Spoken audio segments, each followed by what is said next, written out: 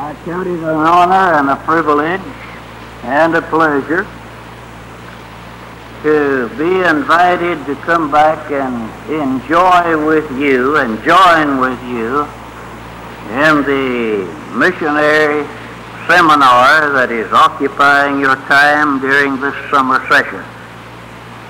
And I welcome the opportunity to visit again with the college church.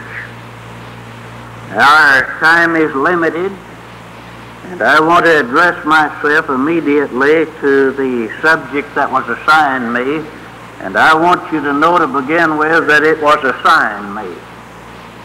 It wasn't of my choosing. The subject is the ghosts of past failures. Now, what can you say that's encouraging about that? I guess you're starting at the bottom with this seminar, so any way you go has to be up. The ghosts of past failures. I've always been scared to death of ghosts. I don't take much stock in the past, and I don't like to discuss the word failure at all. So this subject's going to be a difficult one for me tonight from that standpoint. Ghosts of past failures. So far as research is able to determine, churches of Christ sent out their first missionary to a foreign field in 1886, just 85 years ago.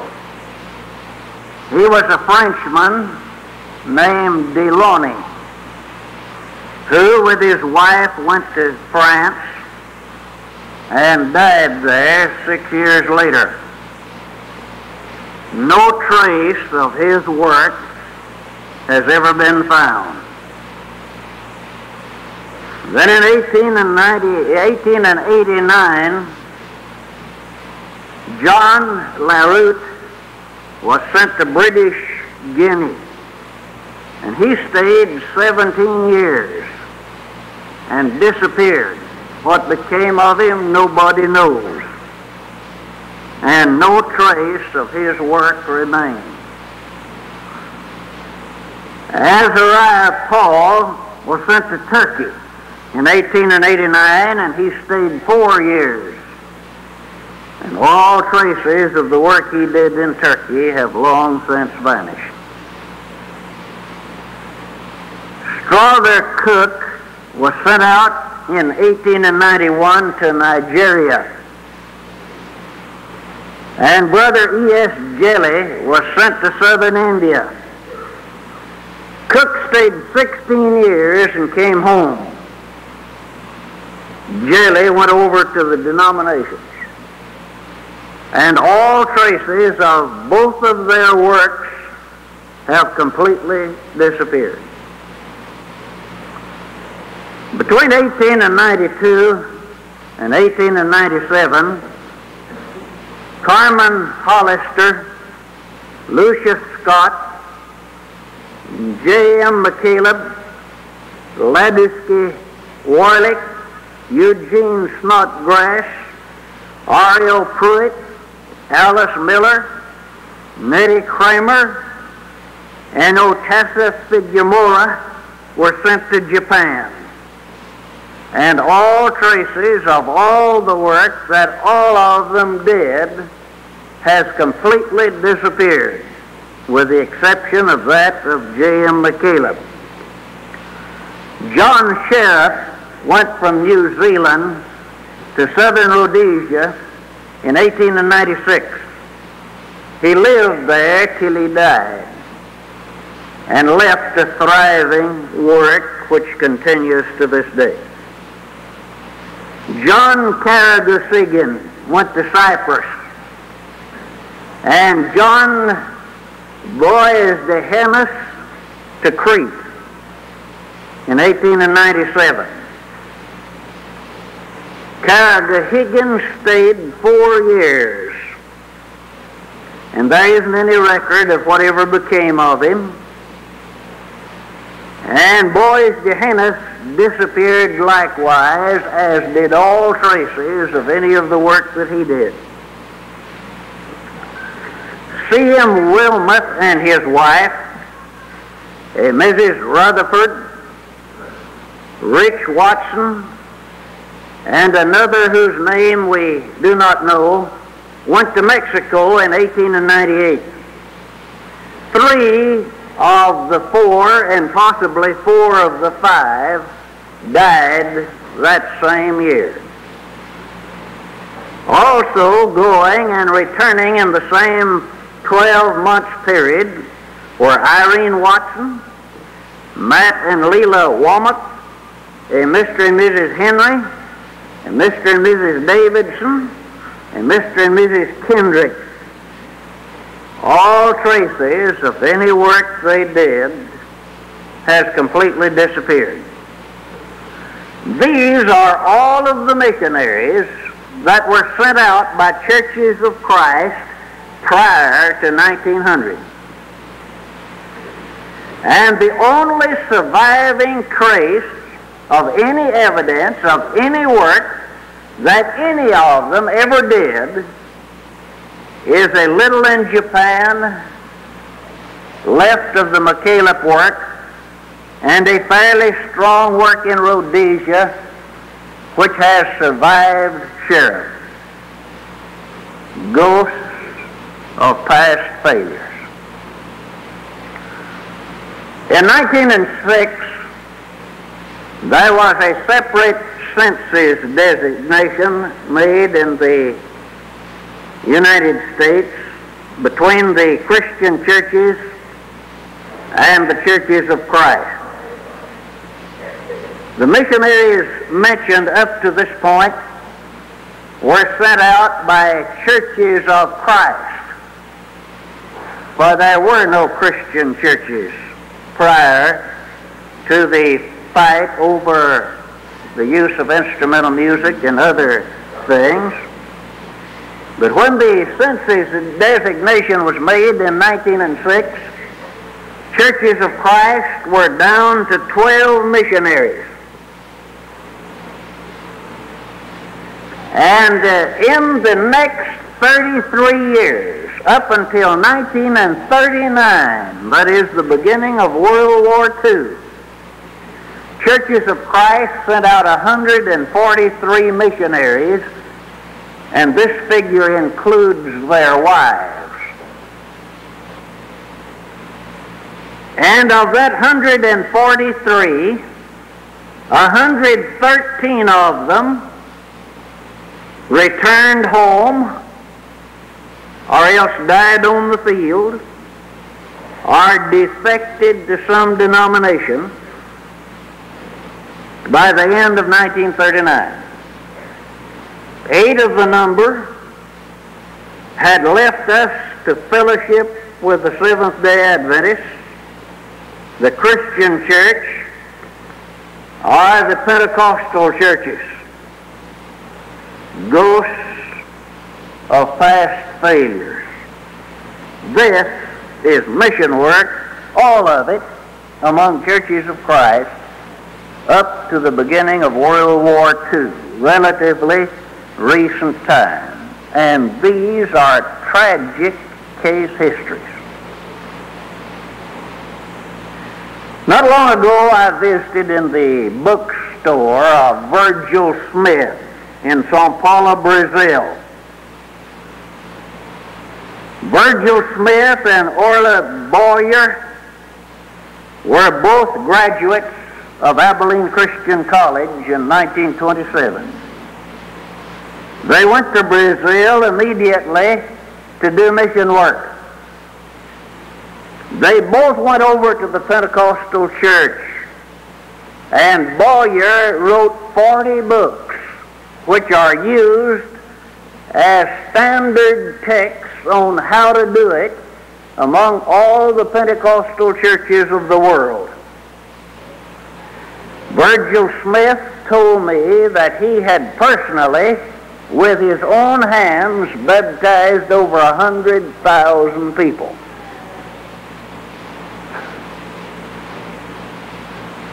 He said to me, when they tell you that on the day of Pentecost they couldn't baptize 3,000 in one day, they are wrong, for I personally have baptized over 5,000 in one day. That, of course, was after their fellowship with the Christian churches. Ghosts of past failures. I asked Virgil Smith why he had turned to fellowship with the Pentecostal churches, and tears came to his eyes, and he became emotionally almost out of control. And he said to me, Boyer and I came to South America fresh out of Abilene Christian College. We had two churches that said they would send us to South America, and we received each one check after we arrived on the field. And then we never did receive another check.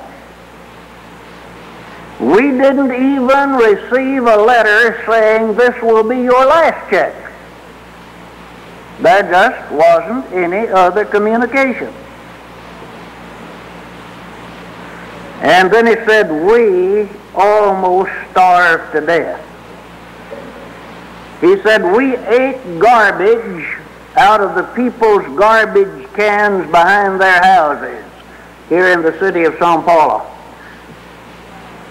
He said, we were picked up by the Pentecostals in their service program to downtrodden people.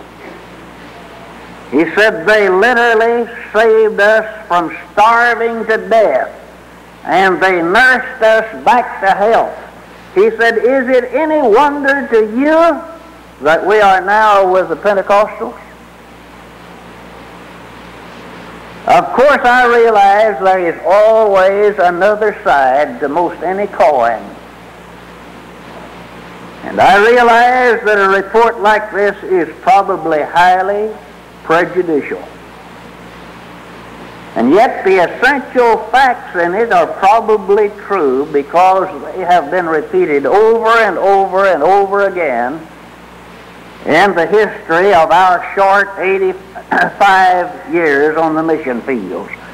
Ghosts of past failures, they ought to haunt us.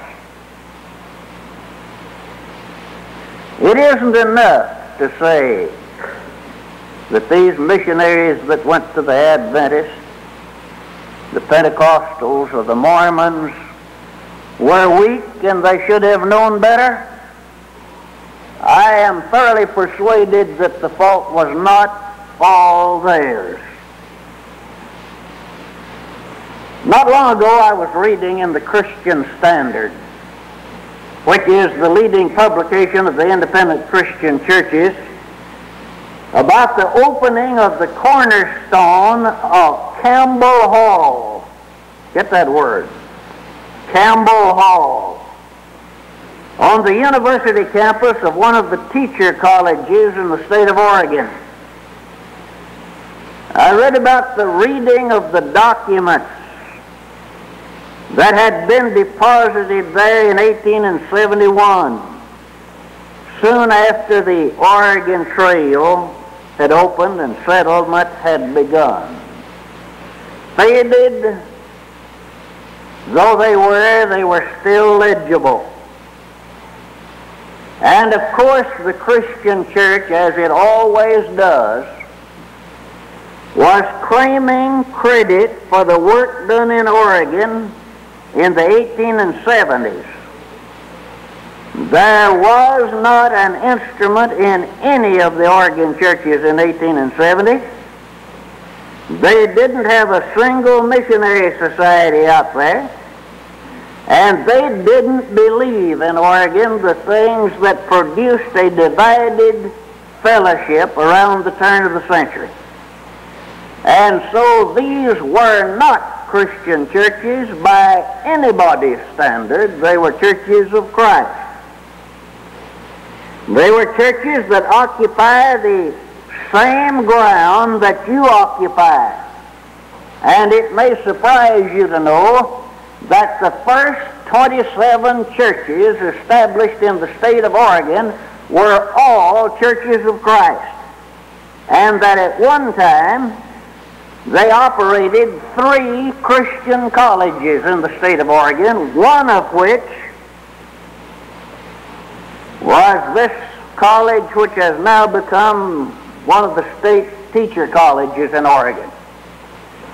And the historic old hall, still a part of the campus, was named Campbell Hall by the people who started the first 27 churches in the state.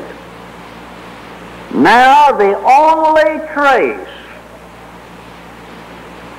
that exists in Oregon is a musty cornerstone opened last year at the age of 100 years, plus one small Oregonian congregation of 17 members which has withered the storm for 100 years and still occupies the position that they occupied then. Ghosts of past failures. A pagan jungle rapidly takes over a neglected work. I have often wondered how it must feel to one of the native converts left behind by a departing missionary as he goes back home, especially if no successor to him has been named. In every one of these works that I have mentioned, no doubt every missionary left behind him a small nucleus or nuclei of faithful disciples when he left.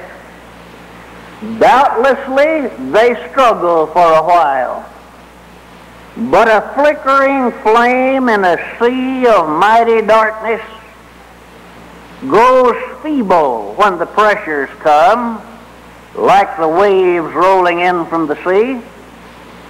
Social pressures, economic pressures, political pressures, pressures of temptation, like crushing walls coming in on a claustrophobia-stricken little element that's left. These pressures are almost undeniable. For a while they pray. They clasp their hands and beg for strength just to be faithful until they die. And then after a while the feeble spark sputters and dies out, and the darkness settles in again, and all signs that a missionary was ever there have disappeared from another pagan jungle. This has been the history of mission work all these many years.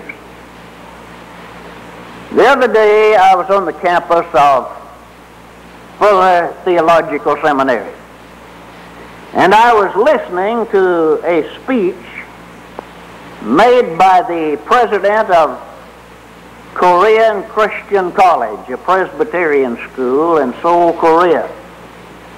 In fact, I was doing two things. I was listening to the speech he was making, and I was reading the speech he made yesterday. I got that habit from the ACC lectureship. It's the only way you can get two in one.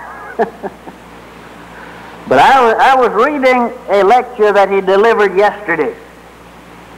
He was telling in that lecture of a Chinese girl. After Mao had taken over mainland China and had persecuted and driven out the missionaries or imprisoned and killed them, and had subjected to slavery the small remnants of the peoples in China that had been converted to Christianity. The missionaries had all gone home. They had all been killed or were in prison, and here was this little girl, separated from her father and her mother, who still lived in the country, and she was in Peking. And she came desperately asking, how long can I hold out?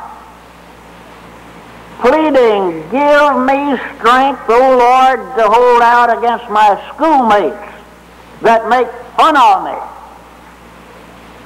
The ill treatment that they give me because I am a Christian, because of the incredibly cruel things that they say and do to me, because I am a Christian and not a communist. Lord, give me the power to hold out. And after she had gone a few weeks, the missionary that was still left, to whom she had cried, passed through the halls of one of the universities. And he saw scribbled on the bulletin board for all to read her note that she had been completely duped by the American missionaries, that she realized that communism was the only hope of the soul, that she repented of having caused so much trouble to her fellow students and to the administration of her university by her stubborn and willful and sinful holding out for this Jesus. And she repented of all of that, and she asked the forgiveness of the students and the faculty, and then there was her name signed at the bottom of it. And all signs that a missionary had been there disappeared. Ghosts of past failures.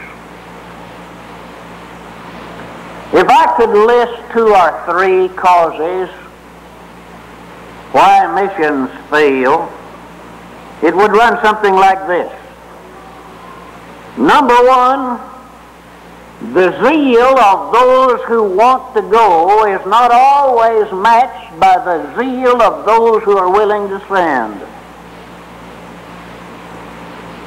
And this has to be a team effort. Sometimes there is an ocean between the sending congregation and the one that has been sent, and regardless of how much zeal the one sent may have, if the group sending doesn't match that zeal, there is always a breakdown.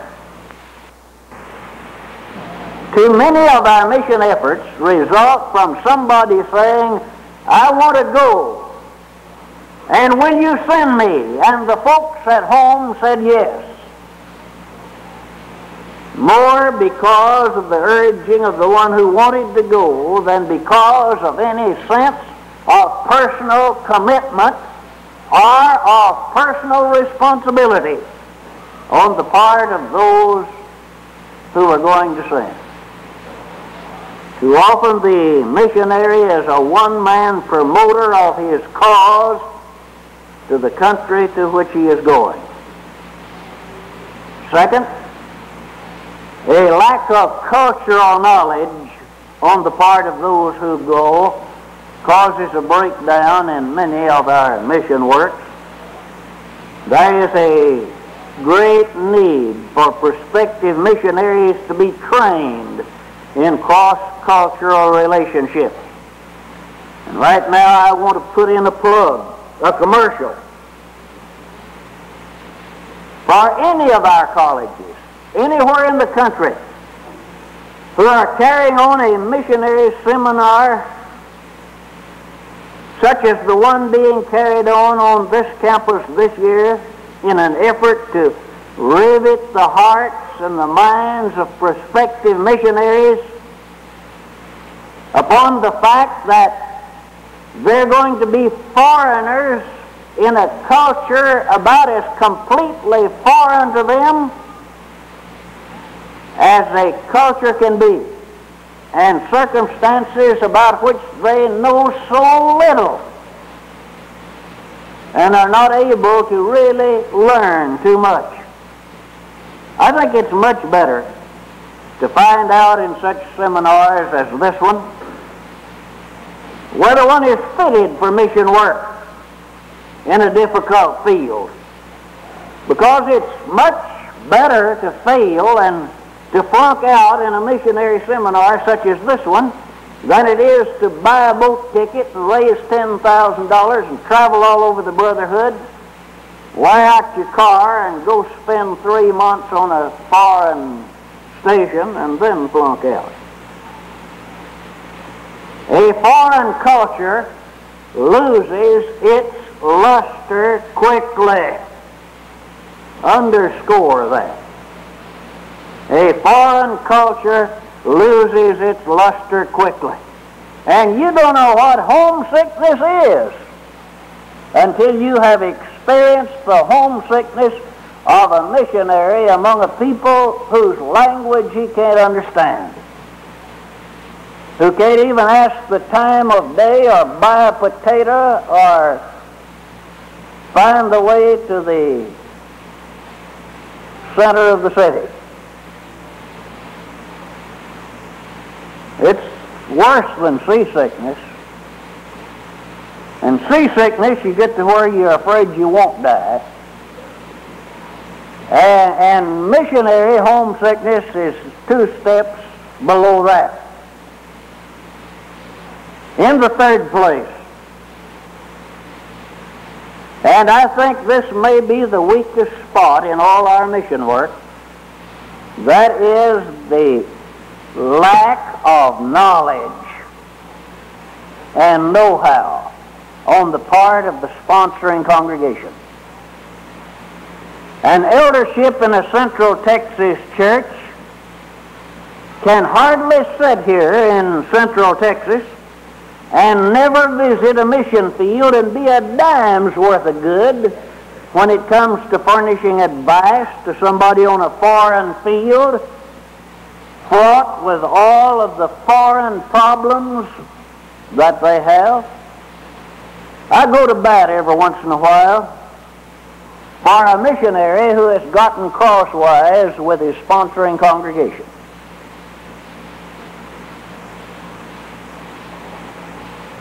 Partly because I've been crosswise with some missionaries and I didn't know what I was talking about. I thought I could tell them how to do their job in their field, and I had never been there. And elderships cannot tell a missionary how to meet his local problems in his field unless they go see the field. We'd have a lot less friction between missionaries and sponsoring congregations if the elders of Texas churches would go walk in the moccasins of the missionary for 2 weeks. The missionary is on the field. We are not. When we think we can tell them how to tend to their business, we usually wind up in common failure. This is why missionaries plead with elderships to visit this field and to try to furnish them advice. At least you can be knowledgeable when you do it that way. And here is another commercial. They come every 2 minutes. I tried to establish the Pan American Lectureship about 10 years ago because I have traveled over most of Central and South America, and I know the abysmal communication gap between stateside elderships and Latin American missionaries. And in an effort to get statewide elderships down into the Latin field, where they could get the feel of the local culture and be able to see at least some of the local problems and be understanding and sympathetic with the problems of the missionary, In an effort to do that, we founded the Pan American Lectureship. And I find this to be true. If a missionary is having a problem with his eldership, his sponsoring congregation, if I can get the elders of that congregation to go down and meet him at the Pan American Lectureship, that usually solves their communication gap. I also notice this. If I can get elderships to go into a Latin American field, you come back home simply appalled at the missionary opportunity and that the myriad millions who don't know their right hand from their left. Every member of the Church of Christ ought to have to go into some foreign section of the world at least once. I think the Lord could have done a lot to see that the Great Commission were carried out if he had demanded faith, repentance, and baptism and a trip to a mission field. One will save you, and the other would save the world. If we could somehow get complacent, unconcerned members of the church involved in some missionary situation, we wouldn't have any trouble finding support for missionaries. Ghosts of our failures are far more numerous since 1931 than they were before that time. And the reason for it is we're sending out many, many more missionaries. So the law of averages would give us more failures. But if we send 10 times as many missionaries, there isn't any sense in our making 10 times as many mistakes. Because we don't have to perpetuate mistakes. We blundered along and stumbled along in our mission work up until now. We were determined not to follow in the rut of denominational missionary courses, and I think it was a good thing, because denominational mission groups have perpetuated their own mistakes for 400 years. After all, they didn't have any outside source to which they could go for resource material. They had to blunder along. They've just blundered for 400 years instead of 85. That's the only difference. And along in the course of time, others have started in the old rut and have continued in it. But we were determined not to do it that way, and we have had some rather sensational breakthroughs in mission work. A man of international reputation in mission fields, in mission writing and teaching missionaries how to missionary, told me not long ago, he said, churches of Christ have come further in 30 years than most religious groups have come in 300 years. And he said, instead of reading the books that we have written on how to do it, said, we wish you would write some books on how you did it so we could teach this to our students. So we ought not to feel that all of our past is taken up with mistakes. We have made some, and we will continue to make some. You can't do anything without making a few mistakes along the way. And we'll never get this thing down perfect. But we can reduce our mistakes, and we can dispel some of the ghosts. We can't undo history. And all of these who have gone to foreign fields, either died or defected or come back home, and the jungle of heathenism has come in and swept away the work forever. These ought to spur us on to better methods and better ways of doing our work. We ought to develop some way to keep the heathen jungle from coming back in if our American missionaries have to come home. And it can be done. In Nigeria, before the war, we had a great work going. A large number of congregations, thousands of converts, hundreds of native preachers. And then came the Biafran War. And everybody thought that it would erase forever the effects of our mission work in Nigeria. But to our amazement, when we were able to get back into the country, we found we had more preachers after the war than before, more members of the church after the war than before, despite the ravages of the war. And I think hidden in our modus operandi in Nigeria is one of the secrets of keeping the jungle from coming back in and wiping out the missionaries' efforts. And one of your own professors is largely responsible for that secret.